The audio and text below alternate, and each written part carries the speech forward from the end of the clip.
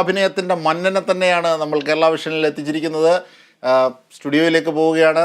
പ്രത്യേകം തയ്യാറാക്കിയ ആശ്രാമത്തെ വേദിക്ക് മുന്നിലെ സ്റ്റുഡിയോയിലേക്ക്, കേരള വിഷൻ സ്റ്റുഡിയോയിലേക്ക് പോവുകയാണ്. ടി അശ്വതി ആരാണ് കൂടെയുള്ളത്? ഏകാഭിനയത്തിൻ്റെ മറ്റൊരു മന്നൻ, എന്താണ് അവൻ്റെ പേര്? അജിംഷാദ് വീണ്ടും മോണാക്ട് തന്നെയാണ് നമുക്കൊപ്പം ഉള്ളത്. മോണാക്ടിന് വേണ്ടി ഇവിടെ എത്തിയിരിക്കുന്നത് പാലക്കാട് നിന്ന് മഞ്ഞ. പറയൂ ഇപ്പൊ പേര്. എൻ്റെ പേര് മഞ്ഞ മാധവൻ, പാലക്കാട്. BSS ഗുരുകുലം ഹയർ സെക്കൻഡറി സ്കൂൾ ആലത്തൂർ, +1. ആദ്യമായിട്ടാണോ? അല്ല, കഴിഞ്ഞ വർഷം സ്റ്റേറ്റിൽ പങ്കെടുത്തു, A grade ഉണ്ടായിരുന്നു.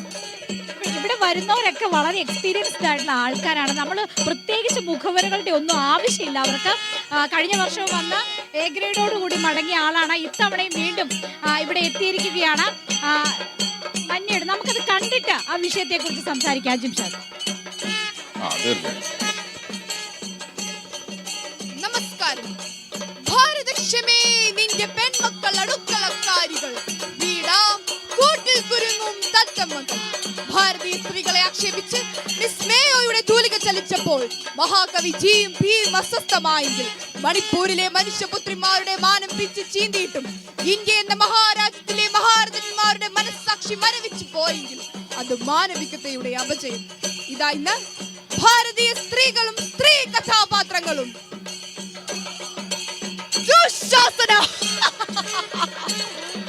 ഇവൾ ദ്രൗപദി, ഹസ്തിനപുരിയിലെ പണയവസ്തു. പഞ്ചപാണ്ഡവരുടെ ധർമ്മപത്നിയായ ഇവൾ നമുക്ക് മുന്നിൽ വസ്ത്രാക്ഷേപം ചെയ്യപ്പെടട്ടെ.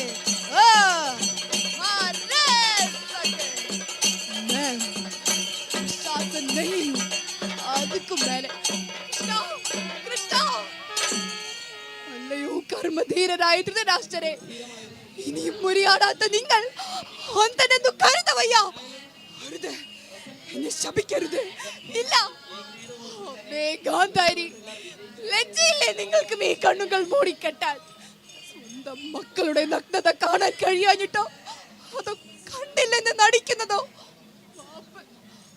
മക്കളെ, ഉറങ്ങുന്നവരെ അല്ലേ ഉണർത്താൻ കഴിയൂ. ഉറക്കം നടിക്കുന്നവരെ ഉണർത്താൻ ഈ അമ്മയ്ക്ക് കഴിഞ്ഞില്ല. മക്കളെ, കഴിയണം. ഇല്ലെങ്കിൽ ശാപമേറ്റി രാജ്യം ഭസ്മമായിടും. ഞാൻ സാക്ഷി മാലിക്, ഹേ വിടനായ മന്ത്രി പുങ്കവ, നീ ദുശാസനനുമല്ല, ഞാൻ ദ്രൗപദിയുമല്ല. ജനിച്ചു വീണ മണ്ണിനു വേണ്ടി അംഗം പൊരുതി പതക്കം നേടിയവൾ. വളരെ ശക്തമായ സ്ത്രീ വിഷയങ്ങൾ, സ്ത്രീ തീർച്ചയായും ഇതില് അശ്വതി തന്നെ പറഞ്ഞോളൂ. കാരണം അശ്വതിക്കാണ് പറയാൻ കൂടുതലും ഉള്ളത്. എന്തായിരുന്നാലും കാരണം സമകാലിക യാഥാർത്ഥ്യം അത് മണിപ്പൂരൊക്കെ തീർച്ചയായും അത് വിട്ടു വന്നിരിക്കുന്നു.